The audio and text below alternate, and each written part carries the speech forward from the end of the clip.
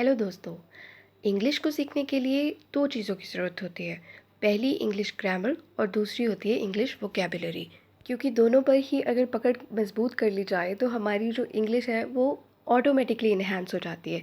तो दोनों ही प्रॉब्लम्स को इजीली सॉल्व करने के लिए मैं जो आपके लिए तरीका लेकर आई हूँ वो है इंग्लिश को इंग्लिश मूवीज़ के थ्रू सीखना। जी हाँ, क्योंकि इसके थ्रू आप अपनी जो ग्रामर और जो आपकी वोकैब की प्रॉब्लम है उसको ऑटोमेटिकली जो है इम्प्रूव कर पाते हैं। तो चलिए वीडियो को स्टार्ट करते हैं। आज का हमारा पहला सेंटेंस है। तो यहाँ पे जो लड़की है वो अपनी ग्रैंडमा से कह रही है, I ran away from home grandma. तो रन अवे यानी कि रेन अवे यहाँ पे पास सिंपल का टेंस है ये। तो रन अवे का मतलब होता है कि भाग जाना किसी चीज़ से, किसी जगह से। तो आप भाग जाते हो तब हम यूज़ करते हैं रन अवे फ्रॉम समवेयर और समथिंग। तो जैसे ये कहती है कि I ran away from home grandma, तो मैं अपने घर से जो है भाग आई हूँ या भाग चुकी हूँ, ये कह रही है वो। तो इस तरह से रन अवे को हमने यहाँ से लिया है। इसका मतलब होता है कि भाग जाना। और इसके जो रिलेटेड वर्ड्स हैं वो देखते हैं। फ्ली का मतलब भी होता है कि भाग जाना, आप किसी जगह से भाग जाते हो, फ्ली कर जाते हो। स्कीडैडल का मतलब भी यही होता है कि आप भाग जाते हो किसी प्लेस से। क्लियर ऑफ का मतलब भी यही होता है कि आपका किसी जगह को छोड़कर वहाँ से जल्दी जल्दी भाग जाना या मेक ऑफ कर जाना। या टेक टू योर हील्स का मतलब भी यही होता है भाग जाना या रन ऑफ कर जाना। Make a break for somewhere और सम प्लेस, ठीक है। या स्क्रैम करना या इस्केप हो जाना। तो इनका मतलब होता है कि किसी जगह को छोड़कर भाग जाना। तो आप कोई भी ये वर्ड जो है आप इसकी जगह पे यूज़ कर सकते हो, रन ऑफ की जगह पे या रन अवे की जगह पे। तो नेक्स्ट यहाँ पे वो आगे कह रही है कि I ran away only to end up in mom's room. तो रेन अवे का मतलब तो आपको क्लियर है कि कहीं पर भागना, कहीं से भागना, राइट। तो एंड अप का मतलब यहाँ पे ये है कि कोई आप काम करते हो और उस काम की एंडिंग कहीं पे जाके ख़त्म होती है, ठीक है। कहीं पे जाकर ख़त्म होने का मतलब किसी सिचुएशन में जाकर कोई काम ख़त्म हो या किसी जगह पे जाकर वो काम ख़त्म हो, ठीक है। तो वो भागी, क्यों भागी? मम्मी के घर में आने के लिए, वहाँ पे एंड करने के लिए, राइट, वहाँ तक पहुँचने के लिए। तो इस तरह से एंड अप का मतलब होगा कि आखिरकार किसी जगह या स्थिति में पहुँच जाना। तो एंड अप को हम विद के साथ या फिर इन के साथ यूज़ करते हैं। For example, if you keep on listening to music you will end up with severe headache.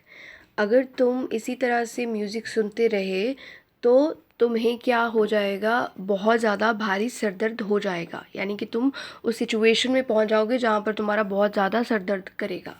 या फिर you will end up in severe headache, ये भी आप यूज़ कर सकते हो। तो आगे कहती हैं, I heard you said you were quitting ballet.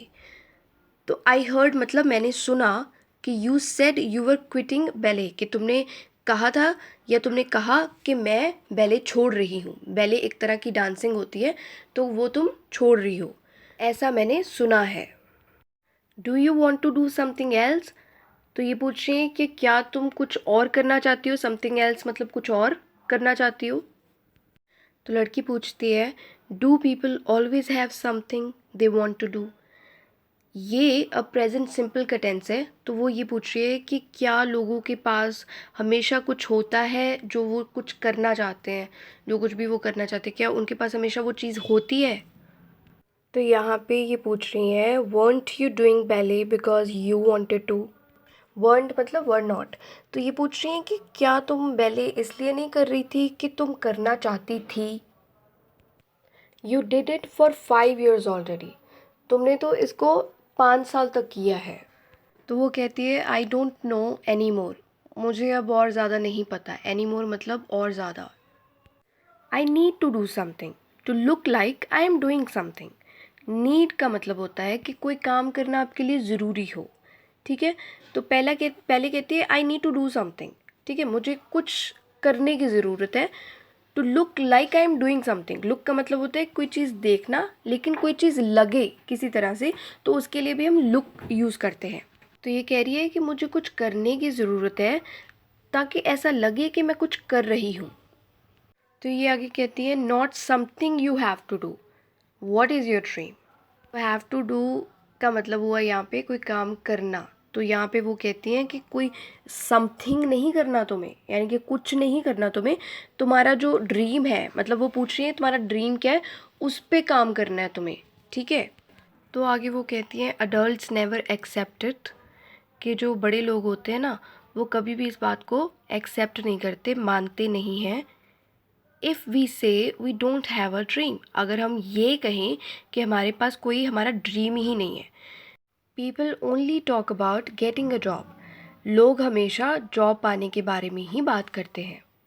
तो ये कहती हैं these are the times you are living in. Live in का मतलब होता है कि जहाँ पर आप काम कर रहे होते हैं या फिर आप स्टडी कर रहे होते हैं, वहाँ पर रहना, ठीक है। तो दीज आर द टाइम्स कि यही समा होता है जहाँ पर तुम्हें रह रही होना चाहिए, ठीक है। जीवन का यही एक स्टेज है जहाँ पर तुम्हें ये काम कर रही होना चाहिए।